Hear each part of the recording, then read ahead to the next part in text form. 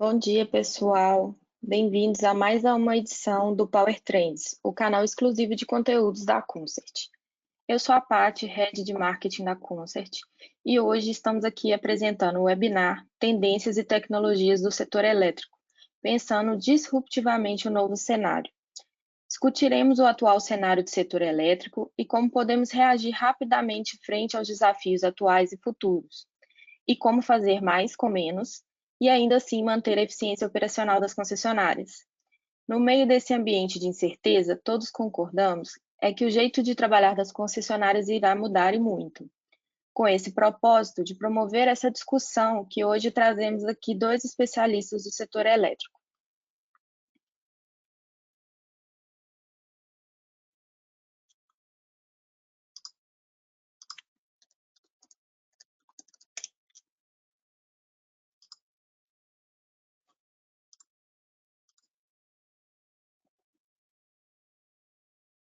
Hoje estão aqui conosco Alexandre Bueno, ele é consultor do setor elétrico, atuou há 34 anos na CEMIG, com cargos de engenheiro, gerente do COD, superintendente de tecnologia e alternativas energéticas e consultor em gestão regulatória de ativos.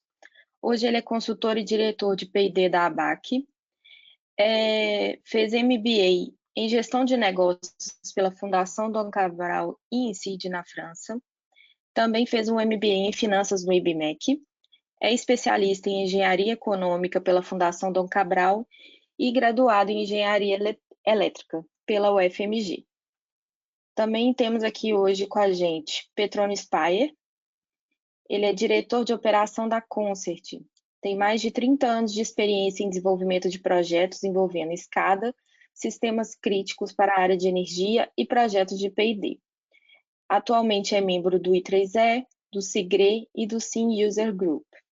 Tem MBA em Gestão de Negócios pelo IBMEC, tem certificação em Project Management Professional, é especialista em Ciência da Computação na UFMG e graduado em Engenharia de Eletrônica e Telecomunicações na PUC Minas.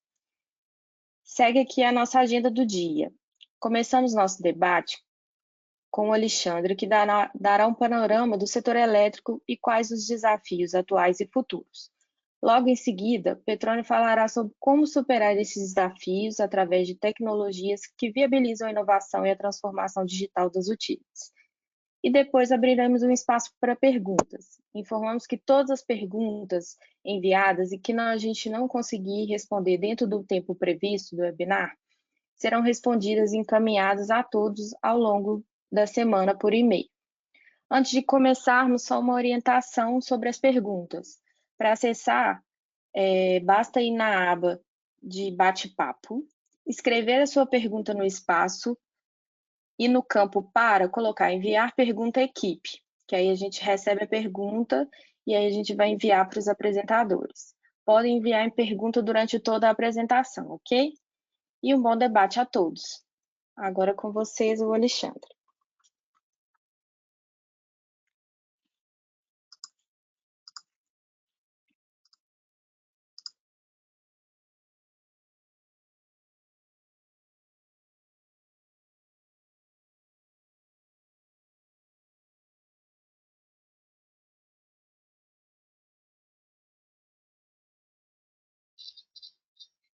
Patrícia, bom dia. Bom dia a todos, bom dia, Petrônio, bom dia a todos que nos acompanham. Vocês me ouvem bem?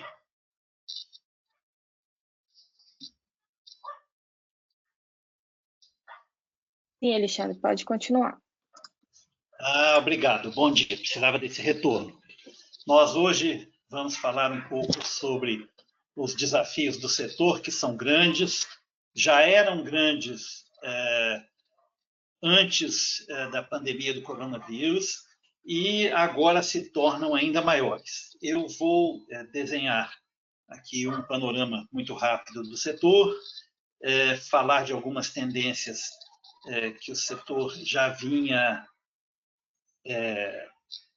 percebendo e, em seguida, alguns caminhos para podermos lidar com isso. O Petrônio vai nos trazer, com certeza, algumas alternativas ligadas à tecnologia para a solução. Podemos passar em frente o slide, por favor, Patrícia?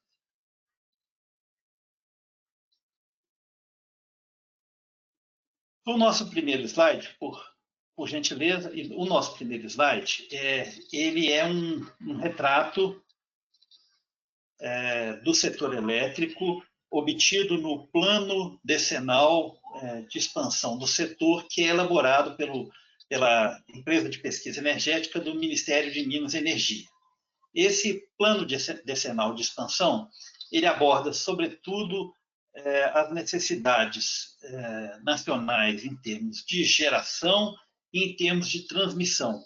E o dado das distribuidoras, o dado de distribuição, ele é obtido, eu obtive algumas informações no site da ABRAD, em históricos de investimento das empresas, né? As distribuidoras, elas têm um programa de investimento que é bastante uniforme ao longo do tempo e está muito mais ligado ao crescimento do mercado e ao crescimento do número de clientes. Então, o que a gente vê neste quadro é que, em termos de geração, nos 10 anos entre 2020 até 2029, o Brasil deveria adicionar 74 gigawatts novos de capacidade instalada, sendo 59 gigawatts em geração centralizada, 5 gigawatts em autoprodução e mais aproximadamente 10 gigawatts em geração distribuída. Isso é um total de 295 bilhões de reais de investimento necessários neste período. Em termos de transmissão, ampliação de linhas e subestações, num total esperado de 103 bilhões. Em termos de distribuidoras, espera-se, o próprio PDE apresenta a necessidade de conexão de mais 15 milhões de consumidores a um custo estimado na década de 120 bilhões de reais. Isso nos leva a termos ainda, a reposição dos ativos totalmente depreciados, estimados em 100 bilhões nesse período, nos 3 segmentos de geração, transmissão e distribuição. Então, observem que esse quadro ele não traz nenhuma informação sobre a expansão dos clientes, que alguns clientes também vão investir em novas subestações e novos equipamentos, mas apenas essa soma já chega em 618 bilhões de reais no período de 10 anos, entre 2020 e 2029. Pode passar, por gentileza. Esse é um desafio, 620 bilhões é um desafio bastante elevado, nós estamos falando de quase 62 bilhões de reais ao ano no setor elétrico. E também aqui eu falo de algumas tendências do setor. Então, os veículos elétricos e a geração distribuída vêm chegando, já são uma realidade, e isso vai se ampliar. As mudanças climáticas e a redução da emissão de gases de efeito estufa também é uma premência mundial, é um daqueles 4Ds, né, que vão direcionar o setor elétrico, né, a digitalização, a descarbonização, sobretudo. A geração solar e eólica também são uma realidade, especialmente no Brasil, ambas crescendo muito. Em termos de geração eólica, já são 19 gigawatts instalados. Em termos de geração solar, nós já passamos estamos nos aproximando de 3 mil megawatts instalados em geração distribuída. Outra tendência importante é a separação, no segmento de distribuição, a separação entre fios e energia, e outros serviços, ou entre uma empresa de fios e uma empresa de comercialização de varejo. Isso cada vez fica mais claro, a necessidade e a importância desta visão em separado. Outra realidade que já vem se configurando é a criação dos microgrids, sistemas de armazenamento de energia, resposta pelo lado da demanda. O envelhecimento dos ativos começa já a pressionar também os planos de investimento das empresas pela adição de ativos novos. E aqui no Brasil nós temos discutido bastante também a separação entre energia e lastro.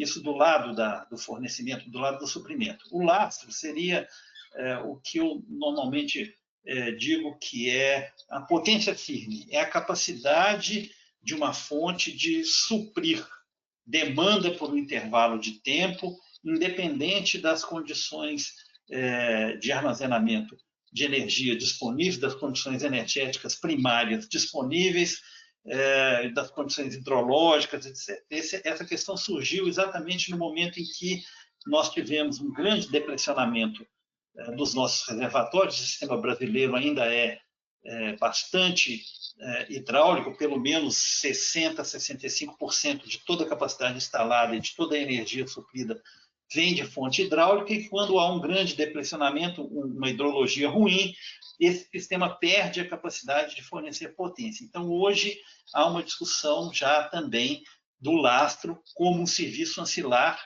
de suprimento de potência firme. Do lado do cliente, do lado das soluções soft, nós temos uma grande pressão pelo poder do cliente, né, a experiência do cliente, uma necessidade de se avaliar o consumidor livre de baixa tensão. A própria ANEEL já tem uma agenda para discussão da redução dos limites para que o cliente se torne um consumidor livre, uma tendência mundial no sentido do Big Data, dos grandes bancos de dados usados para previsão de carga, programação de geração, processamento de eventos, tratamento de imagens, tratamento de grandes volumes de dados. A internet das coisas também é uma realidade já. As soluções atrás do medidor também são hoje consideradas como uma interação importante com o sistema elétrico. As soluções mobile, sobretudo durante a pandemia, nós temos visto que as soluções com aplicativos, as soluções móveis têm ganhado grande espaço, e a inteligência artificial, que cada vez mais se aproxima das aplicações cotidianas, das aplicações rotineiras em todas as áreas da atividade humana, no comércio, e não será diferente no setor elétrico, né? Tratamento de sinais, tratamento de imagens, identificação de padrões serão de grande utilidade no setor para a operação, manutenção e o relacionamento comercial. Pode passar, por gentileza. Nesse cenário, entretanto, aqui é um exemplo, né? Nos Estados Unidos, por exemplo, um cliente americano ou um cliente canadense, ele pode entrar lá na página da Tesla, fazer uma simulação de um conjunto de baterias Powerwall, que é um equipamento comercialmente disponível nesses mercados, a esse preço que eu coloquei aí do lado, $6.500, uma unidade de Powerwall, mais $1.100 o software de suporte, que só é comprado uma vez. Tá? Então, você pode comprar N módulos de Powerwall, e a própria página da Tesla faz um dimensionamento online das suas necessidades de armazenamento residenciais como cliente, em função do seu consumo e do seu desejo de independência da rede elétrica. É muito interessante. Você passa lá o número do cartão de crédito e uns dias depois chega na sua casa a bateria Powerwall com as instruções para instalação. Então, é esse o mundo, esse o cenário que nós estamos vivendo. Pode passar, por gentileza. E aí surge um fator perturbador novo, um setor que já vinha experimentando várias pressões por mudança, que é a pandemia da Covid-19, que traz importantes repercussões no setor elétrico. Pode passar, por favor. Esses impactos, nós vamos aqui separar impactos imediatos, que já são visíveis, e alguns de médio prazo possíveis. Então, o primeiro impacto imediato é a inadimplência e redução do mercado, que atinge diretamente o faturamento das empresas. As notícias de hoje do Infomoney são de que a inadimplência, que historicamente girava em torno de 3% no setor, nos 30 dias de abril subiu para 12% no setor elétrico, multiplicou por 4, num setor que trabalha com margens da ordem de 8%, a menos. Então, nós temos uma inadimplência que já é maior do que a margem do setor. E a redução do mercado, que na média brasileira gira em torno de 20%, mas em alguns submercados, como o caso do Nordeste, tem chegado a 40% de redução. Isso é muito, muito importante, é grave, porque nós vamos falar na sobra de energia mais à frente, vou fazer esse link. Segundo impacto imediato foi o congelamento pela ANEEL das revisões e reajustes tarifários por 90 dias. Isso também impacta diretamente o caixa das empresas. Pelo menos 8 distribuidoras já tiveram seus reajustes e revisões congelados por 90 dias. Outro ponto importante é a suspensão de cortes residenciais por inadimplência, também por 90 dias. Para os clientes de baixa renda, há um fundo setorial que está cobrindo essa perda de receita, mas para os demais clientes, e o corte é naturalmente um inibidor da inadimplência, a suspensão do corte deve realimentar a inadimplência. E, como eu disse, a sobra de energia. Na medida em que o mercado cai, as distribuidoras têm uma sobra de energia, elas têm que honrar seus contratos e pagar pela energia contratada, mesmo que essa energia não seja consumida, e essa sobra normalmente ela é realocada no mercado ao valor do PLD, que é o preço de liquidação das sobras de diferenças, que atualmente gira em torno de R$40. Então, a empresa ela tem um contrato de energia, o preço deve estar girando entre R$170 e R$200 aproximadamente por megawatt-hora, ela paga a energia nesse valor e vende a energia por R$40 megawatt-hora, também com a repercussão importante sobre o seu caixa. Né?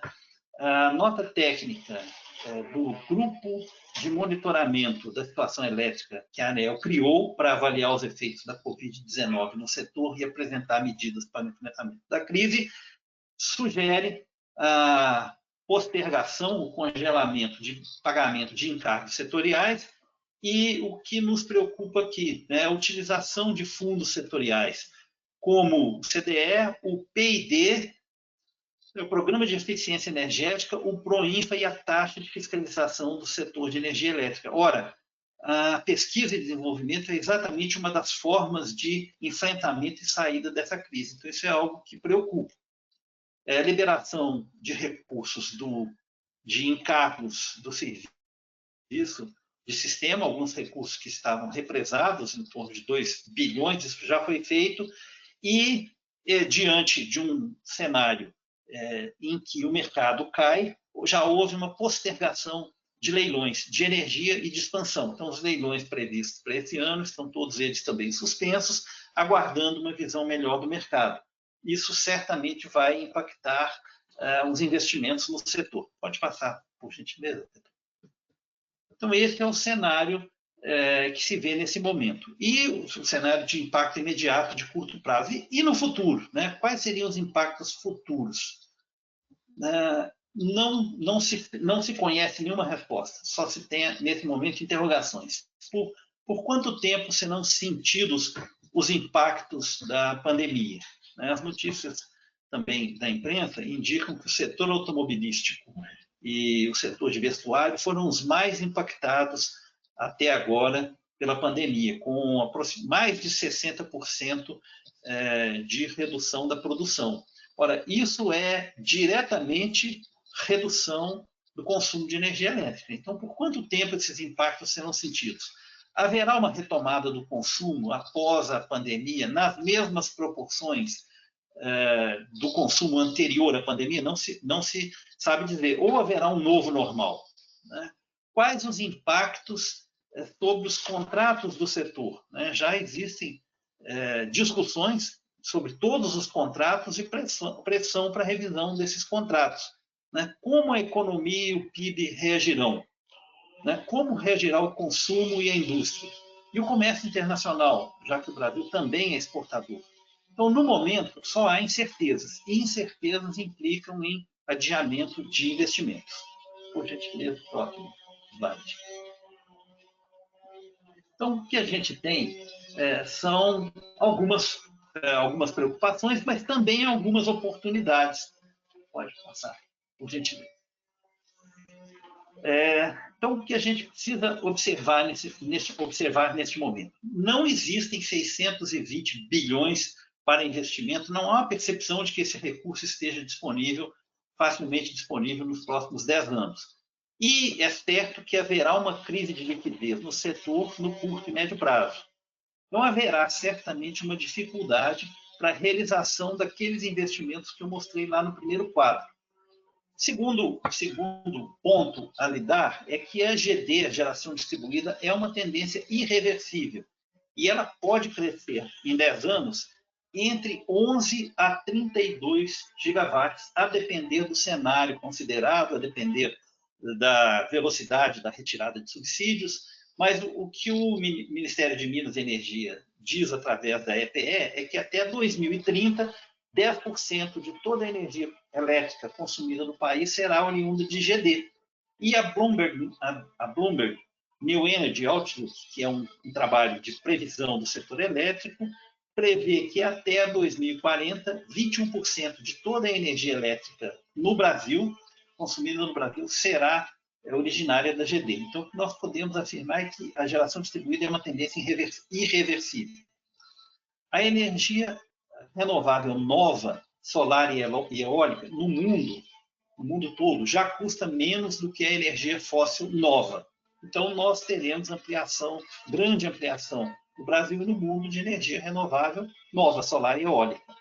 O gás é um combustível de transição para uma economia com menos gases de efeito estufa, mas não substituindo a geração fóssil. Né? Será como uma forma de garantir lastro por ter resposta rápida. Então, uma das respostas para a necessidade de adição de lastro no sistema elétrico é a construção de usinas a gás, ao lado de sistemas de armazenamento de energia. Então, eu já comentei o item 5, vamos para o item 6. As novas tecnologias, todas elas pelo lado da demanda. A resposta à demanda, que é modular as cargas dos clientes segundo a capacidade de suprimento da rede, sistemas de armazenamento de energia e os microgrids, tudo isso interligado, passam a ser uma alternativa que certamente será muito aplicada no curto, médio e longo prazo. E também é importante observar que o sistema elétrico não está preparado para receber veículos elétricos. Se os veículos elétricos fossem hoje 20% da nossa frota, certamente o sistema elétrico não seria capaz de lidar com essa nova carga da maneira como a carga demandará energia. Pode passar, por gentileza. O setor elétrico também é um setor em que a inovação vem de fora. Isso não é uma característica do setor, não é um demérito, com certeza. Né? É típico de monopólios, então vamos ver o caso da telefonia, né, de grandes sistemas da área de informação, como a IBM, dos serviços de táxi, que eram monopólios, né, e que foram atacados, que foram modificados por fatores externos. Né? No caso da telefonia fixa, foi a telefonia móvel, a grande mola propulsora da mudança. No caso aí do setor de informática, lá nos anos 70 e 80, na IBM, a grande mola propulsora da mudança foram os microcomputadores, né? os computadores residenciais. No caso do serviço de táxi, o Uber, não preciso comentar mais. E o setor elétrico, ele não é um setor inovador, ele é usualmente reativo, por ser um setor que investe muito, é um setor intensivo de capital. E, naturalmente, que setores intensivos de capital, eles privilegiam e buscam um risco baixo. Então, por isso, o setor, né, além do mais, quando se adota uma tecnologia, essa tecnologia vai permanecer no setor por todo o tempo de amortização do investimento. Então, se é um novo equipamento, esse equipamento vai permanecer em serviço por 25 anos, que é o tempo médio, ou por 30 anos, que é o tempo médio aí, característico do setor de depreciação dos seus ativos. Por isso, ele é um setor que privilegia o baixo risco. É um setor que gerencia pelo lado do custo, já que normalmente se tem uma tarifa, especialmente no mercado cativo, uma tarifa definida pelo regulador, então a forma de gerar EBITDA, de gerar capital, de gerar caixa do setor é gerenciando pelo lado do custo. E a inovação e a busca por eficiência operacional são as únicas formas de reduzir custo. E é exatamente nesse ponto que entra a importância das novas tecnologias. É um setor intensivo de capital, também onde a gestão de ativos é uma oportunidade. O setor elétrico tem grandes oportunidades de, através da gestão dos seus ativos, melhorar seus resultados. Aqui eu já caminho para passar a palavra para o Petrônio. Então, Petrônio, por gentileza, a nossa última lâmina. Como enfrentar esses desafios? Com necessidade de investimentos e indisponibilidade de recursos, com novas soluções tecnológicas, por exemplo, as non-wire, a extensão de vida de ativos. Hoje, existem tecnologias que permitem a extensão de vida de ativos e há, de certa forma, um estímulo regulatório para que isso não seja feito. Então, há a necessidade aí de ajustar a extensão de vida e a regulação. A geração intermitente, geração distribuída, os veículos elétricos resultam em maior complexidade na operação. E o Big Data é exatamente o que vai atuar na forma de lidar com essa complexidade. A geração distribuída, sistemas de armazenamento e resposta pela demanda, exigirão sistemas de gestão do lado da carga, mais internet das coisas e ciências de dados. A experiência do cliente e o poder do cliente. Eu cito como exemplo, o cliente hoje pode instalar a geração distribuída, é fácil adquirir esses sistemas, e hoje temos sistemas do tipo Google Nest ou Apple My Home que permitem a gerência de todas as aplicações dentro de uma residência. E o Covid-19 piora o fluxo de caixa das empresas, aumenta a inadimplência, aumenta perdas, leva a um menor consumo de energia, será também um grande desafio a ser superado com tecnologia. Aqui passo a palavra para o Petrônio, agradeço a oportunidade de estar conversando com os senhores sobre os desafios do sistema elétrico. Obrigado.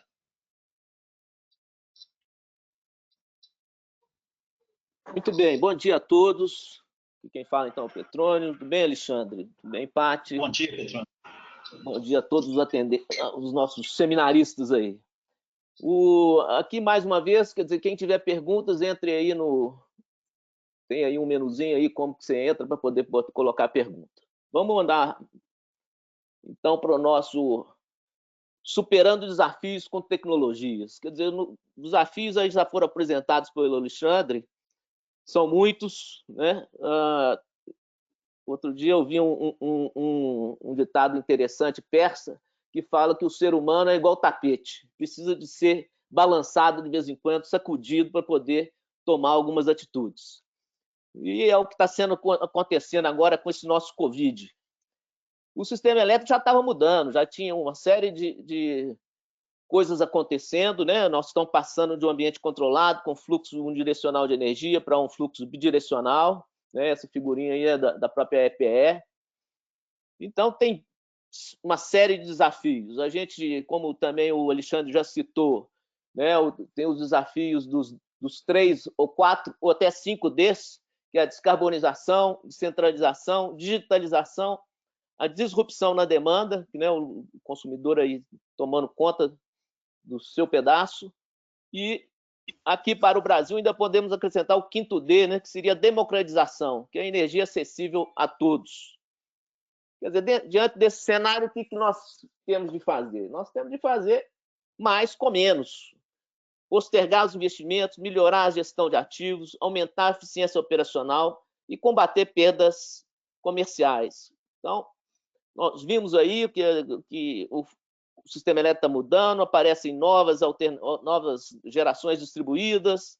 Então, o que nós temos de usar? Essas tecnologias que estão aparecendo, que muitas vezes é encarada pela distribuidora como um problema, nós vamos fazer do limão à limonada, quer dizer, usar isso a nosso favor, essas tecnologias aí que já estão disponíveis.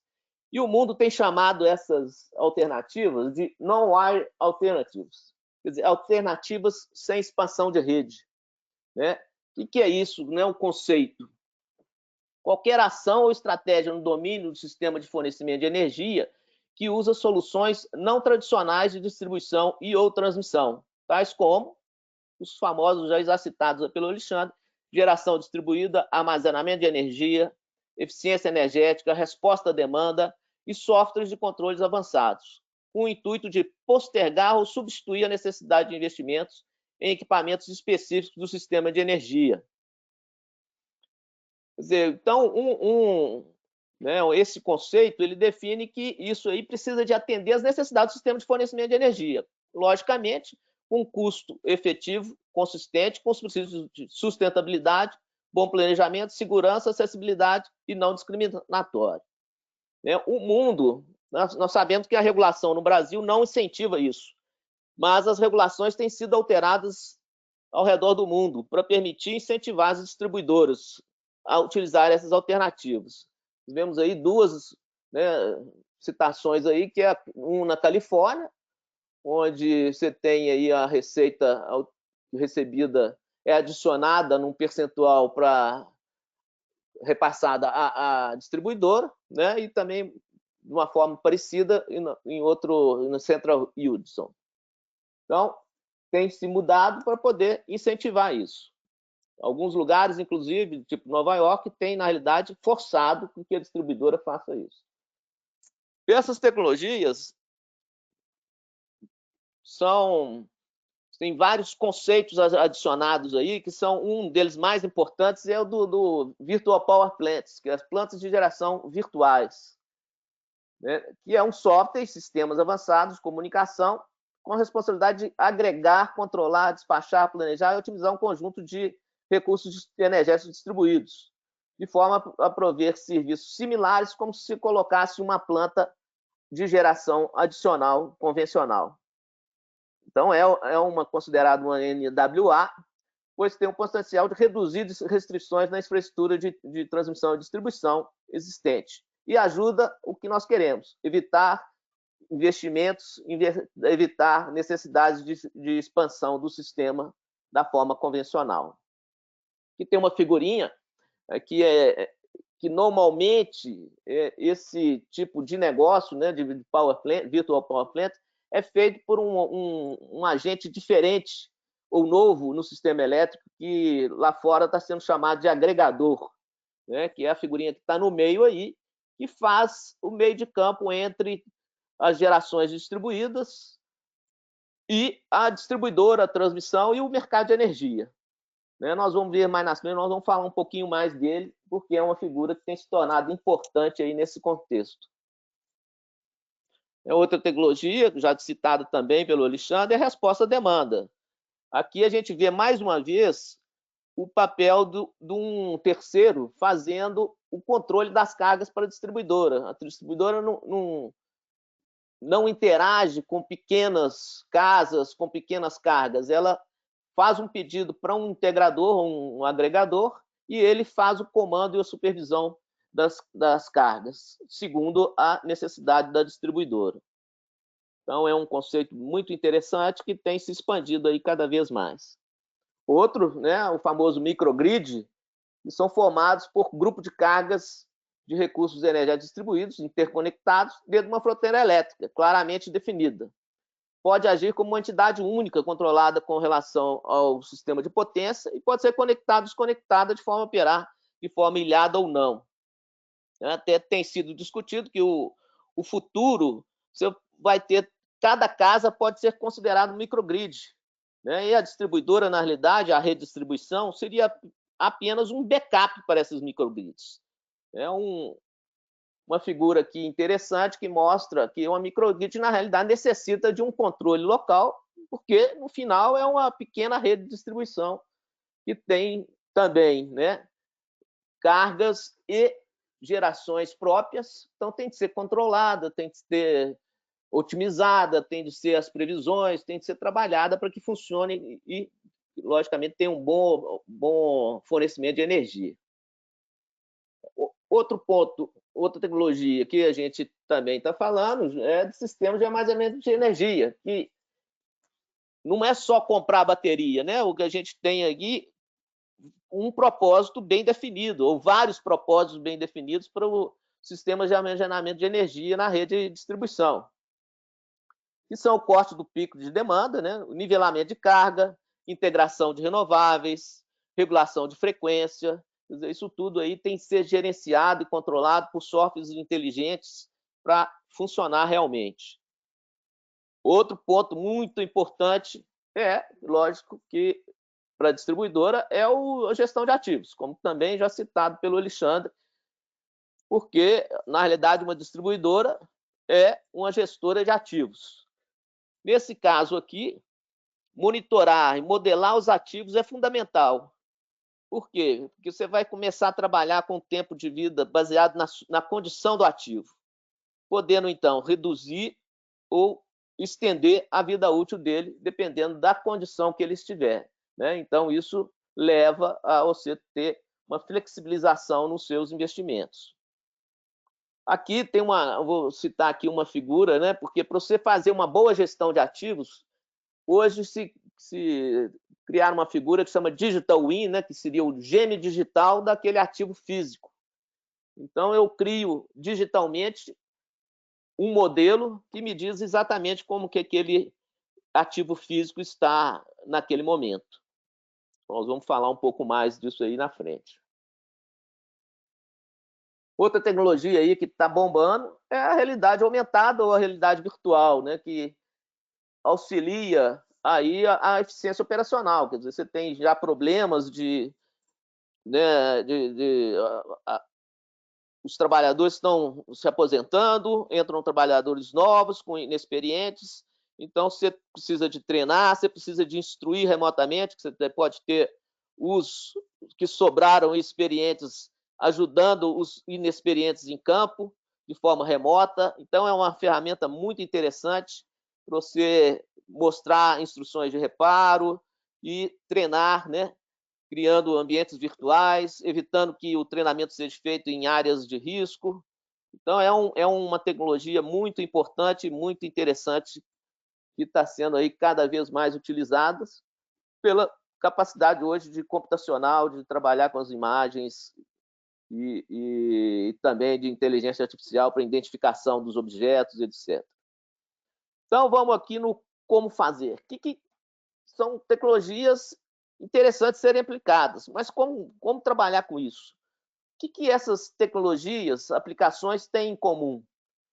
O grande ponto que essas aplicações têm em comum é que elas são baseadas em dados, né?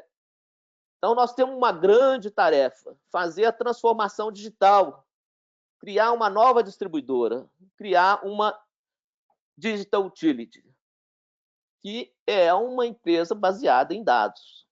Então, digital utility também é uma definição, um conceito que é um novo negócio. O negócio saiu de um negócio analógico do século XX, em uma empresa que se pode comunicar, monitorar, computar e controlar as operações de rede do cliente com inteligência, em tempo real e com consciência situacional. Quer dizer, o que realmente está acontecendo, prever o que vai acontecer no futuro para tomar as ações consistentemente. Então, a sua operação tem de deixar de usar apenas modelos determinísticos, para utilizar processos de tomada de decisão baseados em modelos probabilísticos, em cenários e analíticos de dados, e também, logicamente, a gente precisa de visualizações avançadas para poder tratar isso aí, né, interagir com o ser humano. Então, nós temos de criar empresas que são data-driven. Para isso, vou colocar essa figurinha aqui que nos mostra as caixinhas necessárias para a gente conseguir realmente trabalhar e criar essa digital utility. Temos de fazer um caminho que passa por identificar os dados existentes, né? Seriam as fontes de dados. Modelar os dados e integrá-los, para depois, verificar a sua qualidade, se conseguir trabalhar as técnicas avançadas de analíticos. Então, é um caminho trabalhoso, mas que vai gerar muitos frutos aí no futuro. E também um processo, né, que tem que ser implantado, é um processo contínuo. Isso aqui é uma figura dessa metodologia CRISP-DM, que mostra que exatamente isso não é uma coisa que faz uma vez, né? Esse é um processo que tem que ser implantado. Você está sempre analisando suas necessidades de dados, entendendo os dados, preparando os dados, modelando. Né? Isso é tipicamente um PDCA aí na moda antiga da qualidade total. Então, aí entra, né, no que está sendo chamado, quer dizer, dados nós temos. Né? A gente já tem aí o que pode ser chamado de Big Data nos sistemas de distribuição. Alguns lugares já tem infraestrutura avançada de medição, então você tem dados de consumo, valor de tensão dos medidores, você tem dados meteorológicos, vocês têm o sistema de informação geográfica, temos disponíveis também dados do censo, no caso do nosso aqui, o IBGE, né, com várias variáveis aí do que você tem em cada casa, do tipo de moradores. Temos todas as informações de supervisão e controle. Temos coisas novas acontecendo, tipo micro PMU, né, de medição fasorial, né, pequenas. E monitoramento de equipamentos, tais como monitoramento de transformadores, com monitoramento dos gases diluídos no óleo e uma série de equipamentos que já tem disponíveis aí para monitorar os principais ativos da rede de distribuição. Então, no caso, por exemplo, do sistema de supervisão e controle, o que a gente tinha até então era apenas o monitoramento feito pela própria distribuidora dos seus ativos, subestações, no caso ainda poucos medidores eram medidos, mas os medidores, e feito sempre diretamente pela distribuidora. O que começa a aparecer são monitoramentos de recursos energéticos distribuídos, de cargas, e também feitos pelaquela figura que eu já citei, que é o agregador, que é uma figura que ele tem um contexto completamente diferente, ele vem no contexto internet das coisas, né? Então ele agrega cargas, recursos energéticos distribuídos e fornece essa informação / controle para a distribuidora. Aí entramos em outra fonte muito importante de Big Data, que é exatamente a internet das coisas. Isso aí você está ligado a milhões de dispositivos e trazendo milhões de informações, e por isso que isso não pode entrar no caminho normal da distribuidora, que seria no sistema de supervisão e controle, no SCADA lá do COD, de um sistema todo muito mais direcionado para os grandes ativos da distribuidora. Então, são milhares de distribuidores e é necessário utilizar uma plataforma específica para tratar disso. Os agregadores, então, usam plataformas que são plataformas de IoT e facilitam sua vida para implementar suas aplicações, são específicas. A Concert tem uma plataforma denominada Concert Cloud, que é uma plataforma low-code com várias funcionalidades disponíveis exatamente para atendimento desse tipo de funcionalidade. Aqui vale lembrar que qual que é a origem dessa Concert Cloud? A origem dessa Concert Cloud é exatamente o software nosso, o X-Omni, que é um SCADA já aí de longa data implantado na CEMIG, cuida todo do sistema de distribuição da CEMIG, que nós pegamos e colocamos na nuvem, né? E facilitamos seu uso, quer dizer, ele é um SCADA hoje que com uma plataforma low-code, quer dizer, você não precisa de fazer grandes desenvolvimentos para poder desenvolver suas aplicações.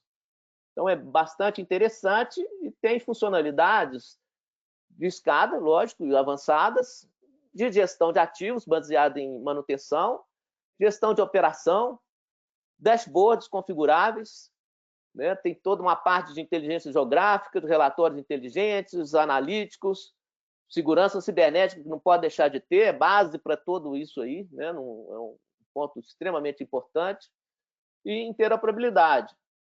Então, essa é uma plataforma que está aí disponível para o mercado para atendimento dessas demandas. Então, como eu disse, dados nós temos muitos. Nós precisamos de o quê? Integrá-los, né? quebrar os silos, modelá-los utilizando uma semântica comum. Então, esse é um outro ponto que a gente também, a Constant, tem trabalhado muito e é um ponto fundamental, na nossa opinião, para que realmente você tenha uma digital utility, uma empresa data-driven.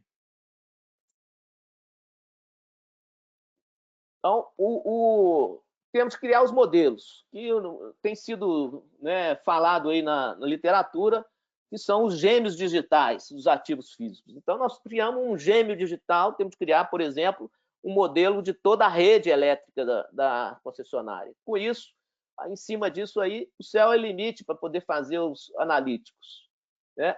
Agora, para isso, você precisa de obedecer algumas normas internacionais, como nessa figura aparece o CIM, que é o Common Information Model, e é uma norma da IEC que define, então, a semântica dos dados, né? A Constant já trabalha muitos anos aí com o Common Information Model, o CIM, e, inclusive, desenvolveu uma ferramenta que facilita essas integrações. E faz, então, cria um ambiente de interoperabilidade com grande facilidade. Vou mostrar aqui rapidamente um exemplo, né, de como que isso funciona. Quer dizer, você tem uma integração aí de 8 sistemas. A plataforma de microserviços nossa é denominada X-Omni Sim Framework, que faz as integrações. O que é? Um toolkit para o desenvolvimento dos conectores, então, que pega dados de um determinado formato nos sistemas legados, transforma para SIM e fornece para qualquer um que tenha assinado aquele dado naquele ambiente. Então, aí, por exemplo, nós estamos fazendo a integração do SAGE, do Emera, do Waytool, de um GIS, de um ERP, né, de uma distribuidora específica aí. Aqui é só uma animação rapidamente. Voltamos, então, para a nossa figurinha aqui, que nós já estamos nos estendendo aqui no nosso tempo, que mostra aquelas coisas. Então, passamos pela identificação das fontes de dados, modelagem dos dados de integração. Tem uma parte muito importante, que é a qualidade dos dados, validação, né, que chama de preparação dos dados. Eu não vou entrar em detalhes aqui nesse caso, mas normalmente até nos trabalhos que se desenvolve com inteligência artificial para poder fazer os analíticos, é onde praticamente se gasta 80% do tempo de qualquer aplicação fazendo essa preparação. Então, se você consegue ter isso funcionando direito, você pode gastar só 20% com isso e gastar os 80% melhorando suas aplicações analíticas, né? E as aplicações analíticas são várias, que estão sendo feitas aí com analítica de dados, que são baseados principalmente, né, em inteligência artificial e machine learning. Tais como, então, previsão de carga de curto e longo prazo, identificação de roubo de energia, estimação de estado, não utilizando, né, os algoritmos determinísticos, mas sim inteligência artificial e machine learning para poder estimar o estado, manutenção preditiva, dentre outros. A Constant tem também aplicado essas técnicas, por exemplo, em identificação de causa raiz, validação da proteção e previsão de carga. Vou pôr aqui 2 slides aqui como um exemplo do que nós já fizemos aqui na parte aqui. Foi uma previsão de carga de curto prazo, onde foram basicamente utilizados 2 fontes de dados, que são os dados de temperatura, que é esse gráfico de cima aí, e na parte de baixo o histórico de uma tag do SCADA, né? Um registro histórico cada 15 minutos, 2 meses históricos foram utilizados para fazer uma previsão de carga de 6 horas, das 6 horas seguintes. Metodologia que nós usamos é a regressão linear múltipla. O algoritmo, esse CAT-BUT regressa, foi o que deu o melhor resultado. Na realidade, foram testados vários algoritmos, né? O intervalo da previsão foi de 6 horas e chega-se né, numa qualidade de previsão muito boa. Quer dizer, é 1%, 1,55% de erro só. Isso é feito em tempo real, quer dizer, então isso pode ser disponibilizado para a operação de tempo real, porque o tempo de processamento depois do modelo treinado, é 3 segundos, 4 segundos mais ou menos. Então, muito interessante. Para finalizar, gostaria de concluir com essas frases aqui. Dados são novo ouro para a distribuidora. E temos de fazer a transformação digital, que vem com força. Já vem com força por conta do Covid-19, que, né, pôs meia distribuidora em home office. Né? Ainda tem muita gente em campo fazendo instalações elétricas, mas uma boa parte da força de trabalho está em casa, em home office. E é uma transformação digital que antes era considerada muito complicada, que foi feita em menos de algumas semanas. E, para finalizar, quer dizer, para a gente conseguir trilhar esse caminho todo, é muito importante a verba de P&D, ANEEL, para conseguirmos desenvolver, testar e implantar essas tecnologias nas empresas de energia brasileira e transformá-las realmente em digital utilities. Obrigado pela atenção. Passo a palavra aí para Paty.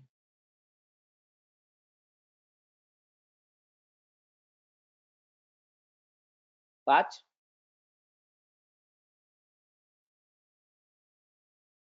Oi, Petrone. Aqui é só um slide para a gente falar quem é a Concert, para quem ainda não conhece, né? A gente desenvolve tecnologias que contribuem e viabilizam a transformação digital das utilities. Temos 19 anos de mercado, no mercado de TO de tempo real e sistemas críticos, nas áreas de utilities, aeroespacial e defesa. Estamos há mais de 30 anos aí no setor aeroespacial brasileiro, para quem não conhece os nossos projetos, atuando nos 2 principais centros. Hoje a gente atua em 4 portfólios, falando um pouco sobre os sistemas técnicos que ajudam e contribuem para a eficiência operacional da operação das nossas utilities brasileiras. Também trabalhamos na área de proteção, automação e controle. Fazemos desenvolvimento de P&Ds, né? Trabalhando na área de inovação e desenvolvimento. E também oferecemos serviços de mão de obra especializada para os nossos clientes, tanto de serviços técnicos quanto para a área de PAC. Hoje a gente está envolvido aí no fornecimento de energia de 40% dos brasileiros. Pode passar, Petrone. Aí é só para lembrar onde que estão as perguntas, né? Para quem quiser ainda escrever alguma pergunta para os nossos especialistas. Nós ficamos aqui pouco tempo, né, Paty, para a resposta, mas eu acho que seria interessante. A gente dá uns 10 minutinhos, né, aqui de perguntas também. Deixa eu abrir o microfone do Alexandre também. Acho que é ele que vai ter que abrir. Pronto, já disponível aqui. Vou abrir as perguntas aqui para vocês. A primeira é assim: frente aos desafios tecnológicos atuais e futuros para o setor elétrico nacional, e o que os debatedores sugerem como mudança no currículo das universidades, de modo especial na formação dos engenheiros eletricistas? Eu gostaria de fazer alguns comentários iniciais, Petrone, antes de você. Né? Nós vimos aí por muito tempo uma crescente nível de especialização do conhecimento com compartimentação de áreas. Né? Então, eletrônica de potência, sistemas elétricos de potência, sistemas de proteção, e eu acho que o grande aprendizado que nós temos que tirar desse momento é que nós estamos num sistema altamente conectado, interligado, em que a ciência da informação se sobrepõe, né, se coloca interligando todos esses segmentos, e acho muito importante que se dê muita atenção à formação generalista antecedendo a especialização nos diversos setores. Então, o primeiro conhecimento que eu acho necessário, será necessário, é o conhecimento desse todo, de como esse todo se conecta, se interliga e quais são as múltiplas interferências e relações entre as diversas partes, para depois nós caminharmos no sentido de soluções especializadas. Obrigado. Eu acho que a palavra, né, Alexandre, é convergência, né? E a gente tem isso para a gente que começa aí alguns anos atrás, proteção era diferente de automação, que era diferente de monitoramento. Hoje isso não tem mais sentido, né? O mesmo dispositivo, o mesmo IED, ele faz proteção, faz automação, faz monitoramento. Então, quer dizer, concordo plenamente. Ainda você tem o seguinte, né? A tecnologia da operação, que antes era diferente da tecnologia da informação, também é convergente hoje, estão juntos. Então, é fundamental esse conhecimento de informática, né? De uso de ferramentas informáticas. Por exemplo, eu acho que hoje um engenheiro eletricista que não conheça muito bem o MATLAB vai ter problema, porque ele precisa de tratar os dados, o tanto de dados que uma subestação gera para ele fazer o papel de engenharia. Então, isso é muito importante mesmo. Complementando essa pergunta, alguém perguntou assim, qual o papel do cientista de dados na transformação digital das utilities? É básico. Vai ter de ter muito cientista de dados, né? Porque para qualquer analítico desse ali, né?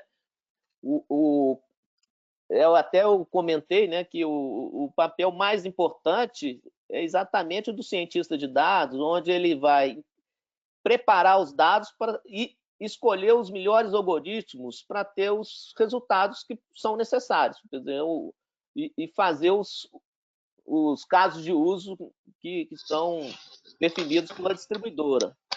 Então, ele trabalha com o dado, ele entende qual, né? Tudo ali no final você tem um trabalho estatístico muito grande, então ele tem que entender muito bem o dado para poder fazer a aplicação. Então, ele é base para que uma aplicação de dados, né, de analíticos, funcione. Petrônio, eu gostaria de complementar até com uma analogia, né? Um automóvel é uma entidade essencialmente mecânica, né? E hoje, dentro de um automóvel, nós temos milhares de linhas de código embarcadas, né? O automóvel não funciona sem a ciência de dados. Eu acho que, trazendo para o nosso sistema elétrico, eu acho que a situação é exatamente essa, né? Nosso sistema ele é essencialmente hardware, né? Essencialmente fio, cobre, ferro, eventualmente concreto, mas sem esse big data e toda a ciência necessária para tratá-la, o sistema é um sistema ainda do século XX, não é do século XXI. Mas hoje num TAF já de uma subestação, você tem mais fibra ótica do que fio, viu? Então... Exato. Bom, uma outra pergunta. Uma das saídas para a crise seria o investimento, desenvolvimento e comercialização de tecnologias. Como fazer isso no Brasil, tendo em vista os cortes sistemáticos ocorridos e previstos nos recursos? Eu gostaria de comentar, né? Primeiro, em todos os países, e acho que o Brasil também não é exceção, acho que, né, os governantes sabem disso, a P&D é fundamental para a competitividade, o ganho de competitividade, a permanente evolução do país, né? O Brasil é um país que investe ainda pouco em P&D, isso medido por um indicador de esforço, que é a quantidade de investimento em relação ao PIB, né, para o país, e que pode ser trazido para uma empresa como a quantidade de investimento proporcional à sua receita. O setor elétrico, no Brasil, ele é especialmente privilegiado porque ele tem uma lei que obriga o investimento em pesquisa e desenvolvimento. Claro que, ao longo do tempo, tem havido uma série de pressões para que esses recursos sejam destinados a outros usos. Recentemente, antes da pandemia, um pouco antes, 15 dias antes de nós começarmos toda essa discussão e esforço em relação à pandemia, houve uma tentativa de apresentação de um PL, um projeto de lei, para usar os recursos do programa PID na modicidade tarifária, reduzindo tarifa para baixa renda. Eu acho muito importante que isso seja feito, né? Um dos nossos drivers no Brasil é a democratização, né? Precisamos levar energia a todos, a custos razoáveis, mas seria uma aplicação de muito curto prazo, de alívio imediato, com, do meu ponto de vista, grandes perdas de médio e longo prazo, nessa eficiência das empresas e nessa busca por competitividade internacional. Por essa razão, acho que é fundamental que haja uma permanente defesa da aplicação de recursos no país em pesquisa e desenvolvimento. Obrigado. Eu acho que não teria muito complementar, não, né, Alexandre? Eu acho que é isso aí. E pensar em modicidade tarifária, para mim, é investir em inovação, que nós acabamos de mostrar aí. Quer dizer, você tem diversas formas aplicando tecnologias novas para poder aumentar a eficiência operacional, usar melhor os seus ativos, e isso necessita da verba de P&D para poder conseguir. Mais uma pergunta. No caso das Data-Driven Utilities, como vem o engajamento do consumidor nas Smart Cities? Vejo certa lentidão nesse sentido. Olha, realmente aqui no Brasil a gente tem muito pouco, né? Na realidade a gente ainda tem muito pouco Smart Cities, né? Então a gente tem problemas. Se a gente não consegue, né, nem colocar na parte de energia elétrica, que eu diria que é uma das mais avançadas, as tecnologias mais novas, na parte outras partes, né? Tipo transporte, saneamento, ainda estão muito mais atrasadas. E o envolvimento do consumidor aí está mais atrasado ainda, né? Com certeza. Está ainda longe de ser usado toda a potencialidade que teria, né, de envolver o consumidor nesse conjunto aí de Smart Cities. Eu queria complementar, Petrônio, lembrando que em alguns setores, essencialmente os monopolistas, a inovação vem de fora. Eu queria retornar a esse ponto, né? E no setor elétrico, sobretudo, certamente haverá pressões externas para mais digitalização, para mais automação, isso é certo. Então, vamos lembrar agora, recentemente, aí ainda no caso da pandemia, né, que eu sei que há uma discussão ética a respeito, etc., mas o monitoramento dos celulares permite aos governantes identificar o grau de isolamento que a sociedade está praticando, né? Esse é o lado bom da coisa. Não vou entrar aqui na discussão se é ruim que o indivíduo seja monitorado, isso é uma outra discussão, mas as aplicações, eu acho que elas vão surgir na medida da necessidade e certamente os clientes se engajarão na medida em que eles perceberem valor nessas novas aplicações. Então, cabe a nós, o cliente, ele acho que vale uma máxima aí, lá no início da qualidade total, se dizia que o cliente é o rei, o que o cliente queria tinha que ser atendido. E isso continua válido, é claro, mas adicionou-se o fato de que o cliente não sabe exatamente o que quer, né? É preciso que também se crie e se ofereça novas alternativas e oportunidades ao cliente. Então, veja, por exemplo, vou citar o Isso caso... aí era a máxima do Steve Jobs, né? Exatamente, né? Veja o caso aí dos transportes por aplicativo, né? Se perguntasse aos clientes há 10 anos atrás se eles queriam transporte por aplicativo, provavelmente a resposta seria não, né? Não precisa, eu já tenho as minhas soluções de transporte. Se perguntasse a um cliente há 10 anos atrás se ele gostaria de ter um sistema de vídeo sob demanda, tipo Netflix, provavelmente ele ia dizer que já estava satisfeito com a possibilidade de procurar uma locadora e alugar uma fita VHS. Então, eu acho que os clientes vão se engajar nas Smart Cities na medida em que eles tiverem ofertas por novos serviços e perceberem valor nesses novos serviços. Então, vamos para uma última pergunta aqui. Como anda a mudança de cultura nas concessionárias para que a transformação digital avance no ritmo necessário? Essa é uma pergunta boa. Como eu falei aqui muito de dados, data-driven, etc., né? A maior dificuldade que se tem dentro das concessionárias é quebrar os silos de dados, né? Você tem ali dados, tem muitos dados, mas cada um separado em determinados silos. O dado do SCADA está no SCADA, na operação, o dado da gestão de ativos está em outra área. E você tem donos dos dados, tem ciúmes, né, dos filhos, dos donos dos dados. Então, mudar a cultura de que o dado realmente é um ativo importante da corporação é um primeiro ponto aí a ser conseguido. Porque hoje a maior dificuldade é você quebrar esses silos internos que existem nas concessionárias de energia. Petrônio, nada a acrescentar. Exatamente isso. Então, passa para o próximo aí, Petrônio, por favor. A gente só lembra que eu tenho mais umas 5 a 7 perguntas aqui. A gente vai responder todas as perguntas e enviar ao longo da semana por e-mail para todo mundo que participou. A gente agradece a participação de todos.